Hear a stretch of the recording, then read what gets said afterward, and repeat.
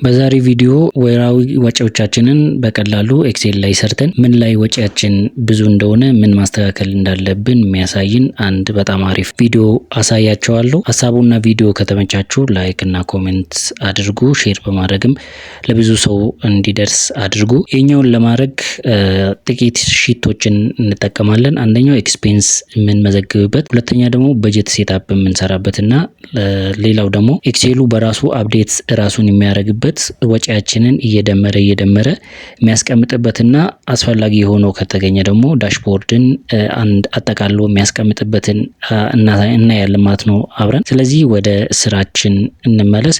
ለምሳሌ ኤክስፔንስ ምን መዘግብበት ብንመጣ ቀን እዚህ ጋር መስጠት እንችላለን። ለምሳሌ ለማሳየት ያህል ስለሆነ ይሄኛውን ወደ ታች ቢከቱታም ችግር የለውም፣ አንድ ቀን ይጨምርበታል።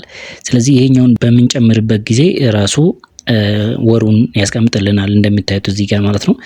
ስለዚህ በዚህ መልኩ ሜይ ነው የሚለው፣ በዚህ ራሱ ነው የሚያመጣው ማለት ነው። ስለዚህ ለምሳሌ ይሄኛው ላይ ልብስ ብንገዛ ልብስ ካታጎሪውን እንመርጥለታለን እዚህ ጋር ማለት ነው። ልብስ ካታጎሪን ከመረጥንለት በኋላ እዚህ ጋር ሰብ ካታጎሪ አለ። ልብስ ውስጥ ደግሞ ብዙ ነገሮች ስላሉ እነሱን ጫማ ሊሆን ይችላል፣ ሌሎች ነገሮችም ሊሆኑ ስለሚችሉ በራሳችሁ መንገድ መጨመር ትችላላችሁ እናንተ ማለት ነው። ስለዚህ እሱን እመርጥለታለሁ እዚህ ጋር መጥቼ። ያው ይሄኛውን ለ13 ወደ 13 የሚሆኑ ካታጎሪዎችን ያስቀመጥኩት እዚህ ጋር እንደምታዩት። ስለዚህ እናንተ መጨመር ትችላላችሁ ወጪያችሁ ከዚህም የተለየ ነገር ካለ ማለት ነው። ስለዚህ በዚህ መልኩ ካደረግን በኋላ እዚህ ጋር ለምሳሌ በ3500 ብንገዛ ክፍያውን ያው ካሽም ሊሆን ይችላል፣ ትራንስፈርም ሊሆን ይችላል፣ በተለያየ መንገድ ሊሆን ይችላል። እዚህ ጋር የገዛችሁትን ወይም ጫማ ወይም ደግሞ ክሎዝ ሊሆን ይችላል የምታስቀምጡበት መንገድ አለ ማለት ነው። የምታስቀምጡበት መንገድ አለ። ስለዚህ በዚህ መልኩ ታስቀምጣላችሁ። አንደኛ ይሄ ጥቅሙ ምንድነው?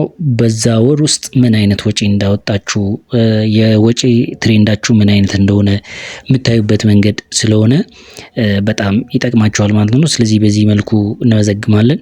ይሄኛውን በምንመዘግብበት ጊዜ እዚህ ጋር በጀት ሴታፕ እናስቀምጣለን። ለምሳሌ እኔ አሁን 15 ነው ያስቀመጥኩት ማለት ነው። 15000 የሚያገኝ ሰው በጀቱን በዚህ መልኩ ማስቀመጥ ይችላል።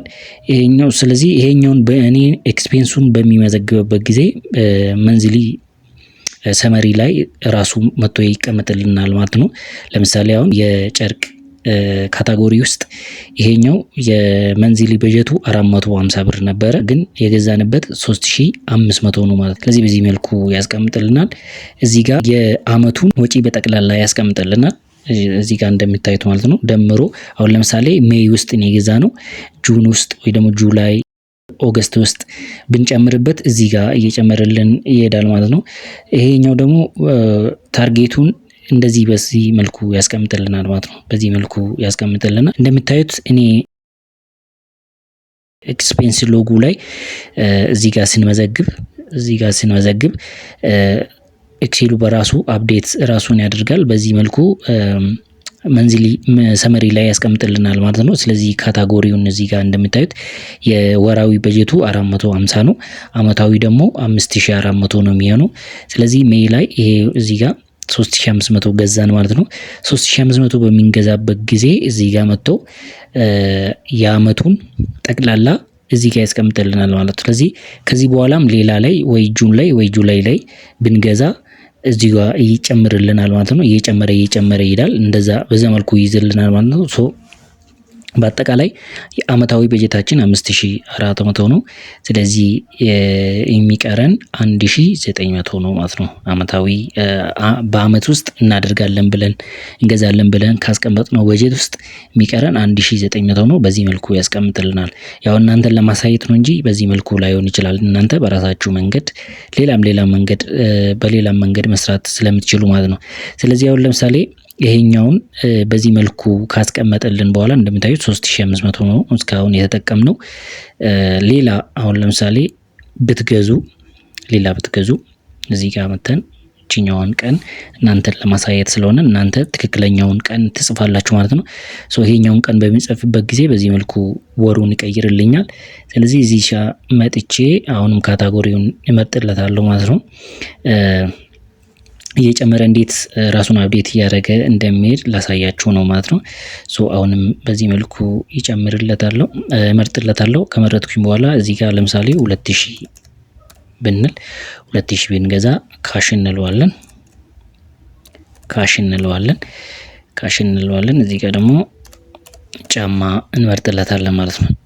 ጫማ እንመርጥለታለን። እዚህ ጋር አሁን እኔ ማልነካው ግን ስንተኛ ወር እንደሆነ በራሱ እዚህ ጋር አፕዴት እያደረገ ነው የሚሄደው ማለት ነው። አፕዴት እያደረገ ነው የሚሄደው። አሁን 5 ነው የሚለው። ስለዚህ ሜይ 5 ስለሆነ 5 እያለ ነው የሚሄደው ማለት ነው። በራሱ ነው አፕዴት የሚያደርገው።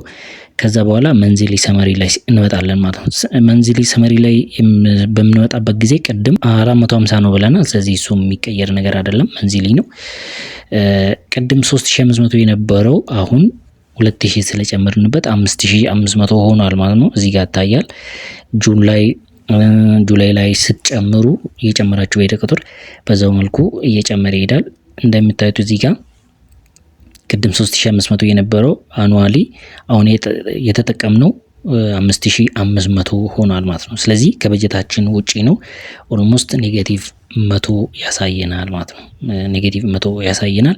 በዚህ መልኩ መጠቀም ትችላላችሁ። ዳሽቦርዱንም መተን በምናይበት ጊዜ አመታዊ የወር 15000 ነው ብለናል። በአጠቃላይ ደግሞ ወጪ ያደረግነው እስካሁን በዚህ ወር ውስጥ ማለት ነው 5755 ብር መዝግበናል ነው የሚለው እዚህ ጋር እንደምታዩት ማለት ነው።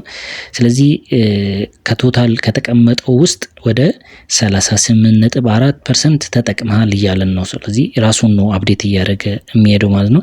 እዚህ ጋርም ደግሞ እያንዳንዱን ካታጎሪ ለብቻ እየለየ ያስቀምጥልናል ማለት ነው።